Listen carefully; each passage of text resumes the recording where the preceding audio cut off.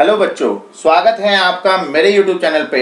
आज हम worksheet number 38 discuss करेंगे, जिसकी डेट है 30 सितंबर 2020 और सब्जेक्ट है बच्चों हिंदी, जो कि भाग 4 हम आज पढ़ेंगे कैदी और कोकिला के बारे में। क्योंकि भाग 3 तक हम कर चुके हैं पिछली वर्कशीट्स में। कैदी और कोकिला के बारे में काफी वर्कशीट का हमने डिटेल में क्वेश्चन भी पढ़े थे और डिटेल में भी पढ़ा था। तो कक्षा है बच्चों आपकी 9th और एज यूजुअल आपको यहाँ पर अपना नाम लिखना है और यहाँ पर आपको अपने क्लास टीचर का नाम लिखना है। तो आइए बच्चों, हम देखते हैं कैदी और कोकिला के बारे में क्या पढ़ा है हमने और क्या आगे हम पढ़ेंगे। तो जल्दी से अगर आप न्यू यूजर है मेरे चैनल पे तो सब्सक्राइब करिए विद बेल आइकन, जिससे कि कोई भी नोटिफिकेशन या कोई भी वीडियो आपकी मिस ना हो।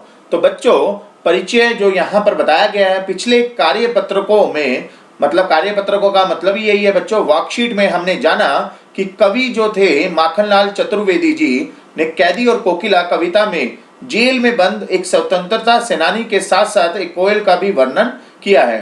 जो माखनलाल चतुर्वेदी जी हैं, उन्होंने कैदी और कोकिला अपनी कविता का नाम दिया है और इसमें इन्होंने वर्णन किया है कि जेल में आप देख रहे हो, यहाँ पर एक स्वतंत्रता सेनानी है जो जेल में ये सलाखों के पीछे दिख रहे हैं और यहाँ पर आपको दिख रहा है एक कोयल जो काले कलर की है, जिसकी चोंच मतलब ये बहुत बढ़िया कलर, ये बहुत बढ़िया अच्छी लग रही है कोयल की शेप। प्रस्तुत पंक्तियों में कवि ने स्वतंत्र कोयल और बंदी कैदी की मन स्थिति की तुलना बड़े ही मार्मिक ढंग से की है। तो यहाँ पर बच्चों बताया गया है कि एक स्वतंत्र कोयल है, मतलब ये कहीं पर भी उड़ सकती है, और जो ये कैदी है वो एक 4 दीवारों में ही यहाँ पर कैद है। इनकी दोनों की तुलना मार्मिक ढंग से की है अपनी कविता के हिसाब से। तो कविता पढ़ते हैं बच्चों वन बाय वन। तुझे मिली हरियाली डाली, मुझे नसीब कोठरी काली। तो यहाँ पर कवि अपनी कविता से बता रहे हैं कि यहाँ पर जो कोठरी के अंदर बंद है वो एक कैदी है और जो डाली पर है, हरियाली डाली पर, वो एक कोयल है। तो यहाँ पर व्याख्या भी की गई है, जहाँ एक और कोयल पूरी तरह से स्वतंत्र किसी भी पेड़ की डाली में जा कर बैठ सकती है, कहीं पर भी विचरण कर सकती है और मन चाहे गीत गा सकती है। यहाँ पर लिखा भी हुआ है, तेरा नभ भर में संचार, मेरा 10 फुट का संसार। तो यहाँ पर बताया गया है कि जो मन चाहे गीत गा सकती है, वह दूसरी ओर कैदी के लिए जेल में अंधकार से भरी 10 फुट की 4 दीवारी है। यहाँ पर लिखा है बच्चों 10 फुट का संसार, मतलब कि 4 दीवारी जो है वो 10 फुट की है, जिसमें उसे अपना जीवन बिताना है। ठीक है बच्चों, वह वहां अपनी इच्छा अनुसार कुछ भी नहीं कर सकता।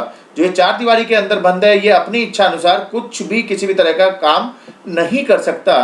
तो ये यहाँ पर बताया गया है, तेरे गीत कहावे वहा, रोना भी है मुझे गुनाह।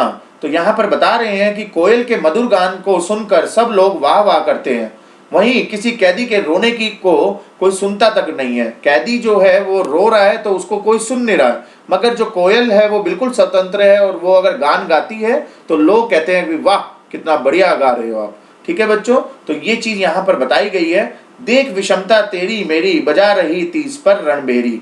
तो यहाँ पर बता रहे हैं इस प्रकार कैदी और कोयल की परिस्थिति में जमीन आसमान का फर्क है, मगर फिर भी कोयल युद्ध का संगीत क्यों बजा रही है। कैदी कोयल से जानना चाहता है, जो कैदी स्वतंत्रता सेनानी है वो कोयल से जानना चाहता है कि ये क्यों युद्ध का संगीत बजा रही है, कि आखिर कोयल के इस तरह रहस्यमय ढंग से गाने का क्या मतलब है, क्यों इस तरह से वो रहस्यमय गा रही है। तो ये वो जानना चाह रहा है, कौन? कैदी। प्रस्तुत पंक्तियों में कवि ने कोयल और कैदी दोनों के अंदर स्वतंत्रता की प्रबल भावना को दिखाया है। जो कवि है माखनलाल चतुर्वेदी जी, वो कोयल और कैदी दोनों के अंदर स्वतंत्र की क्या भावना है वो बता रहे हैं, प्रकट कर रहे हैं अपनी कविता के अनुसार। जहां कोयल अपने जोशीले गान से देशवासियों में विद्रोह को जागृत कर रही है, वहीं कैदी स्वतंत्रता के लिए लगातार अंग्रेजी सरकार की यातनाएं सहन कर रहा है। तो यहाँ पर बताया हुआ है बच्चों, इस हुकरती पर अपनी कीर्ति से और क्या कर दूं, कोकिल बोलो तो, मोहन के व्रत पर प्राणों का आसव किसमें भर दूं, कोकिल बोलो तो यहाँ पर ये चीजें बताई गई है। इसलिए कवि ने यहाँ कोयल की आवाज को कैदी के लिए आजादी का संदेश बताया, जिसे सुनकर कैदी कुछ भी करने के लिए तैयार हो सकता है। कैदी कोयल से पूछ रहा है, कोकिल बोलो तो इस तरह से पूछ रहा है कि हे कोयल, मुझे बता दे कि मैं गांधी जी द्वारा चलाए जा रहे इस स्वतंत्रता संग्राम में किस तरह अपने प्राण झोंक दूं। मैं तुम्हारे संगीत को सुनकर अपनी रचनाओं के द्वारा क्रांति की ज्वाला भड़काने वाली अग्नि तो पैदा कर रहा हूं, लेकिन तुम मुझे बताओ तो कि मैं देश की आजादी के लिए क्या कर सकता हूं। तो कैदी पूछ रहा है कोयल से कि तुम बताओ कि मैं और क्या क्या कर सकता हूं अपनी देश की आजादी के लिए। ठीक है बच्चों, तो ये थी पूरी की पूरी व्याख्या जो बताई गई है, और ये थी उसकी कविता जो यहाँ पर लिखी हुई है। तो इसके अब प्रश्न उत्तर की तरफ हम चलते हैं। पहला प्रश्न है, प्रस्तुत पंक्तियों में कवि को कोयल से ईर्ष्या क्यों हो रही है।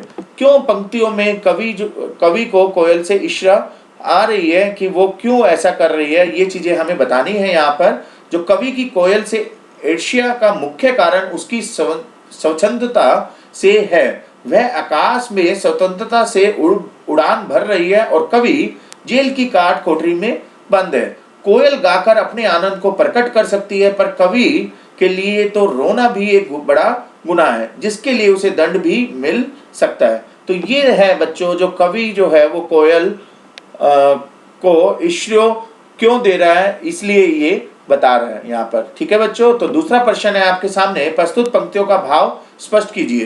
यहाँ पर ऊपर लिखा भी हुआ था, तेरे गीत कहावे वाह रोना भी है मुझे गुनाह, देख विषमता तेरी मेरी बजा रही तीस पर रणभेरी। तो इसका वर्णन आपको बताना है बच्चों।